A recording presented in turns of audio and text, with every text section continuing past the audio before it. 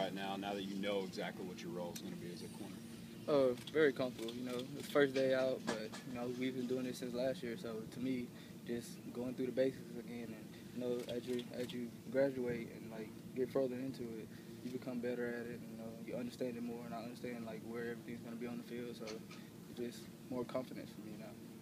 DeShazor, how much has your life changed after that interception in Tuscaloosa?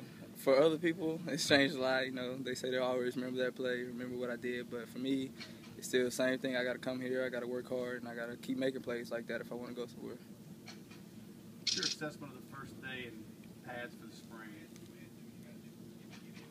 It was a little rickety, you know, at first, but first day of pads, so we got new people out there, you know. They're getting used to the game, speed of the game and everything. So overall, it was a good practice, but we got a lot to work on to get better and everything. Coach just say you had an interception? Oh, yes. It's like a 50-yard Hail Mary, and I just ran back to go get it, and I beat the receiver there, dove and caught it. So. With the loss of some leaders from last year's team, were you putting some of that on your shoulders?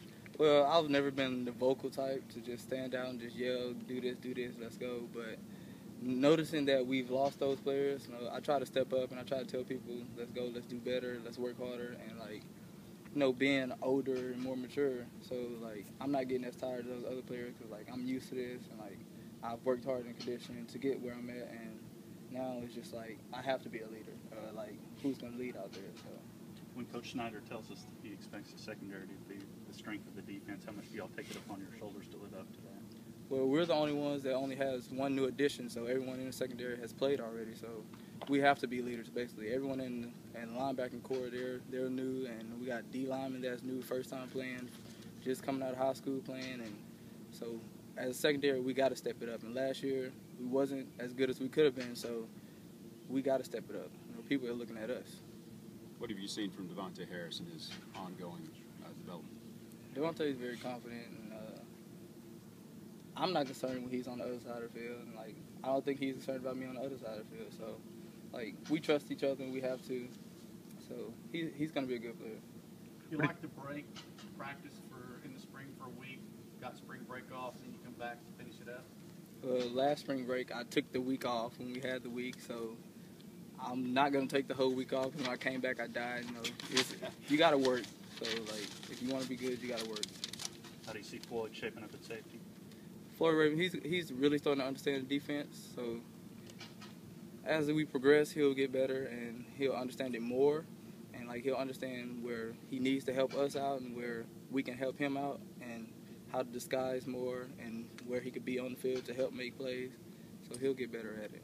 What was it like playing multiple positions last year? Did you have a preference on which? A preference? No. Wherever coach put me to make plays, I'm going to go out there. I'm going to try to make plays. But like getting comfortable at one position, it's a lot more. It's easier, I'll say. And I wouldn't choose one or the other, but wherever he puts me, that's where I'll play at. Do you and Dustin Harris ever sit around and just kind of have fun talking about that little stretch there, where obviously he had a lot to do with you even getting an opportunity to make that interception? Well, me and Dustin never talk much because our lockers are opposite from each other. So when we're at practice, we're out there to practice, and when we're in the locker room, we're getting dressed to go home because we don't want to be here too much longer.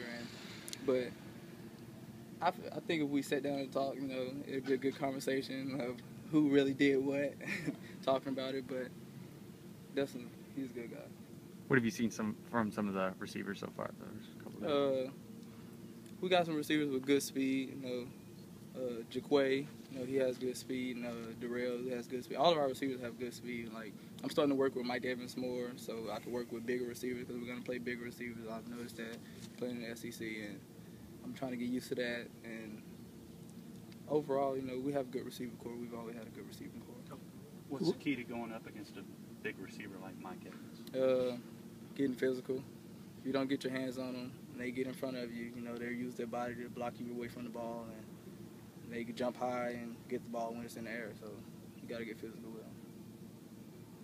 Who was the receiver that they were trying to get a ball to that you intercepted out?